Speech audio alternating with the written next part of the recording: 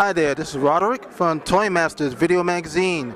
I'm still here at the Hilton Hotel on 53rd Street and 6th Avenue in Manhattan, New York City for Urban Action Showcase and Expo for 2013. I'm here with Chuck Collins from Rat Ronin Studios.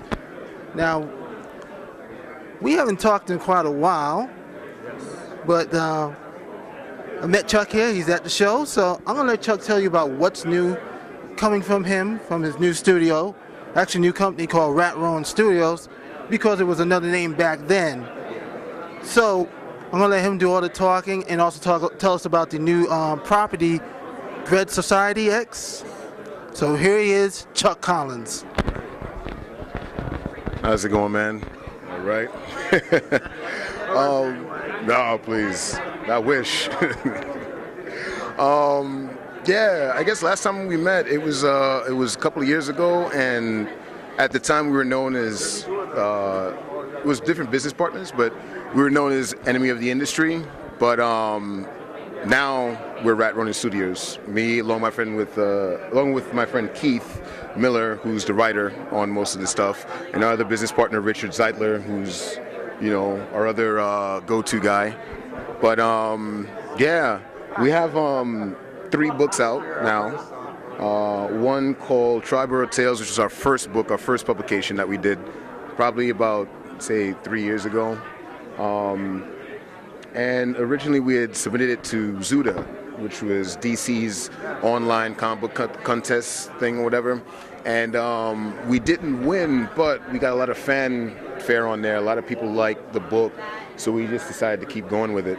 And it went from there to like a full 177-page graphic novel. So that's and basically that book is about life and times of a DJ that lives in New York City that's going through all kinds of changes and I'd say all kinds of romantic escapades here and there, dating in New York City, all that kind of weird stuff. So it's pretty crazy. Next we have Insensitives, which is, I don't want to reveal too much about Insensitives because it's a lot to take in, but it's our ode to what we would say like Goonies meets H.P. Lovecraft. So, teen angst, all kinds of amazing plot lines. Just take the cast of Breakfast Club and then put them in the H.P. Lovecraft story and see what happens. That's pretty much what it is. And then there's DSX, which is our summer blockbuster event.